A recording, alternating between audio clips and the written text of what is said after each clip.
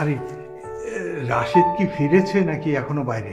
তুমি প্রত্যেক দিন এই একটা কথাই বলো, ভুলে যাও না? টিউশনই আর কয়দিন, 2 মাস পরে তো আমি রিটায়ার করব। তখন টিউশনের টাকার কি আর সংসার চলবে? এখন একটা চাকরি বাকরি চেষ্টা না করলে সংসার চালাবো কি করে? ও তো চেষ্টা করছে, তুমি দেখো না কাউকে ধরে কিছু করতে পারো কিনা। আমি তো বলেছি কয়েক জায়গায়, দেখি কি হয়। হ্যালো, কোথায় তুমি? প্রতিদিন আমি এই সময় কোথায় থাকি? টিউশনিতে? হ্যাঁ। কথা বলা যাবে না? না, পরে কল দেবো। বের হয়ে আমাকে কল দিও। বের হয়ে তারপর আরেকটা টিউশনি আছে, তারপরে। রাশেদ, বাবার চাকরি টাকরির কিছু ব্যবস্থা করতে পারলি? ইন্টারভিউ তো দিলাম কয়েকটা। এই নাম্বারটা রাখ। জামিল আমার ছাত্র, ওকে আমি তোর কথা বলেছি।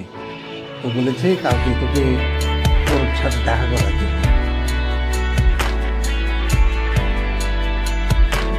না, থ্যাংক ইউ। বাসা সবাই কেমন আছে? ভালো।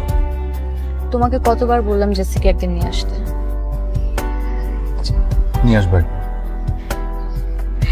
ওকে ফাইন, চলো এবার লাঞ্চ করি। কোথায় খাবে? কার রেস্টুরেন্ট। এক এক সময় এক এক রেস্টুরেন্টের নাম বলো, আমি জীবনে কোনোদিন নামই শুনিনি। কোথায় এটা? মানে এটা হচ্ছে কার রেস্টুরেন্ট আর এই হচ্ছে তাদের কোর্ট। রেঁধেছে আমি। তুমি এত পারো কিভাবে? কোনো কথা না, ঠান্ডা হয়ে যাচ্ছে, তোমার সব ফেভারিট আইটেমগুলো রান্না করেছি।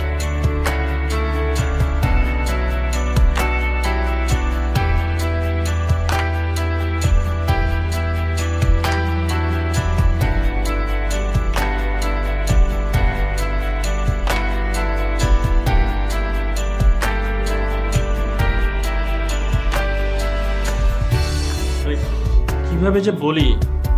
না, বলুন না, কোনো সমস্যা নেই। আচ্ছা শোনো, তুমি প্লিজ স্যারকে বলো, হ্যাঁ, যেন মনে কষ্ট না পায়। মানে হয়নি? হয়েই গিয়েছিল, শেষ মুহূর্তে এসে এমডির কোন আত্মীয় জয়েন করবে। কেমন লাগে বলো তো? তারকে বলো যেন মনে কষ্ট না পায়। আর আমি তোমার জন্য অবশ্যই আবার ট্রাই করবো। আর তোমার তো রেজাল্ট ভালো, চাকরি একটা হয়েই যাবে। কে? আরে বললেন না ভাই, স্কুলের টিচারের ছেলে। ও, এমডি স্যারের কোন আত্মীয় জয়েন করছে? কোনো আত্মীয় জয়েন করছে, বানিয়ে বলেছে। কত রিকোয়েস্ট রাখা যায় বলেন তো ভাই? সম্ভব নাকি এভাবে? বাবা প্লিজ বাবা। দেখ, আমি তোকে অনেক আদর করি,